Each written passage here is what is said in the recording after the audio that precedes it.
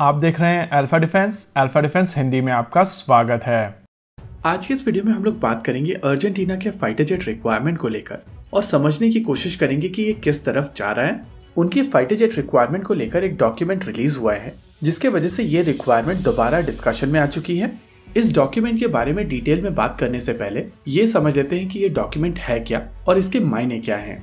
Basically ये document Argentina के lower house की प्रोसीडिंग का डॉक्यूमेंट है जिसमें एक क्वेश्चन का आंसर देते हुए कुछ डिटेल्स अनवील की गई हैं।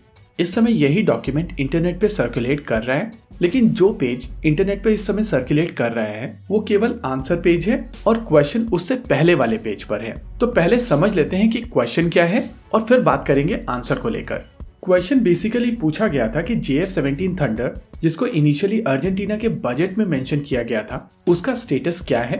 इसके अलावा इस डॉक्यूमेंट में पूछा गया है कि चाइनीज ओरिजिन के एयरक्राफ्ट JF-17 थंडर का जो इवैल्यूएशन हुआ था उसका क्या स्टेटस है। जी हाँ, उन लोगों ने मेंशन किया है चाइनीज ओरिजिन। वैसे जो बंदा ये क्वेश्चन पूछ रहा था वो काफी ज्यादा एम्फेसिस के साथ में ये भी जानने की कोशिश कर रहा था कि क्या इस फाइटर जेट को एक अल्टरनेटिव तरीके से पाकिस्तान से खरीदा जा सकता है। वहीं दूसरी ओर और भी ज्यादा डिटेल्स मांगी गई थी, जैसे कि इसकी बजटिंग क्या होगी, इसमें टेक्नोलॉजी ट्रांसफर किस तरीके से होगा, टेक्निकल डिटेल्स क्या क्या दी जा सकती हैं, वेपन सिस्टम्स किस तरीके के इनकॉर्पोरेट किए जाएंगे, टोटल कॉस्ट ऑफ यूज पर आर कितनी होगी, इंजन का ओरिजिन और मॉडल क्या होगा, अगर कोई कॉन्फ्लिक्ट होता है तो कितनी इंडिपेंडेंस मिलेगी। और इसी क्वेश्चन का जो आंसर है वो इस समय सोशल मीडिया के ऊपर सर्कुलेट कर रहा है। वैसे इस आंसर में कई चीजें निकल कर सामने आई हैं जो काफी ज्यादा इंटरेस्टिंग है। आइए अब एनालाइज कर लेते हैं इस आंसर को इन सभी डिटेल्स को लेकर। देखिए, क्योंकि ये क्वेश्चन JF-17 थंडर के स्पेसिफिक था, इस वजह से आंसर की शुरुआत JF-17 थंडर को लेकर की गई है और आंसर के शुरुआत में ये चीज बताई गई है कि JF-17 थंडर का जो ऑफर है और उसकी इवैल्यूएशन डिटेल्स है वो एक डॉक्यूमेंट में मौजूद है जिसका नंबर दिया गया है। आंसर में आगे बताया गया है कि इस फाइटर जेट की जो रिक्वायरमेंट है, यानी कि मटेरियल रिक्वायरमेंट या टेक्निकल रिक्वायरमेंट है, वो क्या है। ये एक multi role supersonic fighter jet होना चाहिए। एयरक्राफ्ट में air to air refuelling capability होनी चाहिए जो अर्जेंटीना के अभी के रिफ्यूलर के साथ में कंपैटिबल होना चाहिए। अर्जेंटीना की एयरफोर्स इस समय C-130J सुपर हरक्यूलिस के एक वेरिएंट को ऑपरेट करती है जिसकी मदद से वो लोग एयर टू एयर रिफ्यूलिंग करते हैं। इसमें एक्टिव इलेक्ट्रॉनिकली स्कैन्ड अरे रेडार होना चाहिए, टैक्टिकल डेटा लिंक होना चाहिए, इलेक्ट्रॉनिक सेल्फ डिफेंस कैपेबिलिटीज होनी चाहिए, ब्रिटिश ओरिजिन का कोई भी कंपोनेंट नहीं होना चाहिए। देखिए, ये पॉइंट काफी जरूरी है जिसको बाद में हम लोग डिस्कस करेंगे।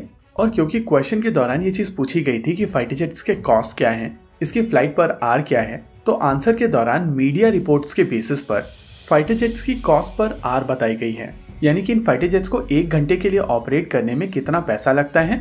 देखिए, किसी भी फाइटर जेट की कॉस्ट पर आर बहुत सारे अलग अलग फैक्टर्स के ऊपर डिपेंड करती है। इनफैक्ट एक ही फाइटर जेट 2 अलग जगहों पर ऑपरेट करते हुए अलग अलग तरीके के कॉस्ट पर आर दे सकता है और इसी वजह से मेरे हिसाब से इन नंबर्स को बहुत ज्यादा वैल्यू नहीं देनी चाहिए। लेकिन क्योंकि डॉक्यूमेंट में ये वैल्यूज दी गई हैं तो ये वैल्यूज मैं आपको बता देता हूँ। कहा गया है कि JF-17 थंडर का कॉस्ट पर आर $7,600 है, F-16 लगभग $10,000, LCA तेजस लगभग $12,000 और MiG-35 लगभग $18,000।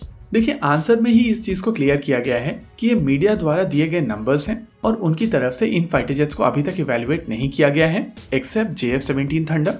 यानी कि यहाँ पर थंडर का डेटा एक्यूरेट है, बाकी सारे के सारे अजम्पशंस हैं। देखिए, दुनिया में 2 ऐसी कंपनीज हैं जो इस डेटा को पब्लिकली अनवील करती हैं। पहली है बोइंग और दूसरी है साब। बोइंग की तरफ से अपने FA-18 सुपर हॉर्नेट को लेकर ये नंबर दिया गया है जहां पर बताया गया है कि इसका कॉस्ट पर आर $10,500 का है। और आप सबको पता है कि बोइंग का FA-18 super hornet general electric F414 engine का प्रयोग करता है जो ज्यादा थ्रस्ट जनरेट करता है, यानी कि ज्यादा फ्यूल कंज्यूम करता है।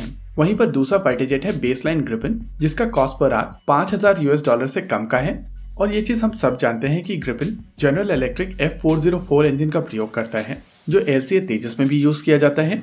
यानी इन थ्योरी LCA तेजस का कॉस्ट पर आर अप्रोक्सीमेटली इतना ही होना चाहिए। और अगर मानकर चलें कि ग्रिफिन ज्यादा एफिशिएंट है और ज्यादा बेहतर तरीके से मेंटेन किया जा सकता है तो भी LCA तेजस का cost per are FA-18 super hornet के बराबर नहीं होगा।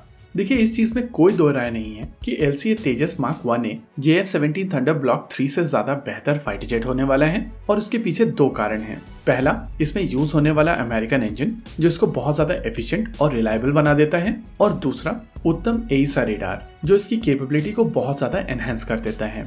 वहीं LCA तेजस JF-17 थंडर की तुलना में एक ज्यादा लीथल प्लेटफॉर्म भी होगा, क्योंकि ये इंडिजिनस वेपन सिस्टम्स के साथ साथ कॉम्बैट एयर टीमिंग सिस्टम्स के साथ में आएगा, जो इस कैटेगरी में किसी और फाइटर जेट के पास में नहीं होगी। लेकिन तेजस के लिए यहाँ पर जो सबसे बड़ी परेशानी होने वाली है वो है इसमें यूज होने वाली इजेक्शन सीट और इन फ्लाइट रिफ्यूलिंग प्रोब। ये दोनों के दोनों ही सिस्टम ब्रिटिश ओरिजिन के सिस्टम्स हैं और इन थ्योरी ये दोनों के दोनों कंपोनेंट इंडिया के लिए डील स्पॉइलर हो सकते हैं। लेकिन कमर्शियली इजेक्शन सीट और in flight refuelling probes available हैं, यानी कि आडा और HAL मिलकर इनको जल्द से जल्द रिप्लेस कर सकते हैं। लेकिन फिर भी ये परेशानियां हैं जो तेजस के लिए चीजों को थोड़ा ज्यादा कॉम्प्लिकेट कर देती हैं। ओवरऑल इस पॉइंट ऑफ टाइम पर अर्जेंटीना की तरफ से किसी भी तरीके का डिसीजन नहीं बनाया गया है। हालांकि इस डॉक्यूमेंट में ये चीज कही गई है कि JF-17 थंडर अर्जेंटीना की सारी रिक्वायरमेंट को मीट करता है, लेकिन बाकी प्लेटफॉर्म्स का इवैल्यूएशन अभी बाकी है और जब तक वो डेटा निकल कर नहीं आता है तब तक वो चीज कंफर्म नहीं की जा सकती है कि अर्जेंटीना की एयरफोर्स कौन सा सिस्टम अपने बेड़े में शामिल करेगी। इसी के साथ आज के इस वीडियो में रखते हैं केवल इतना ही। वीडियो को अंत तक देखने के लिए धन्यवाद। देखते रहिए अल्फा डिफेंस। जय हिंद।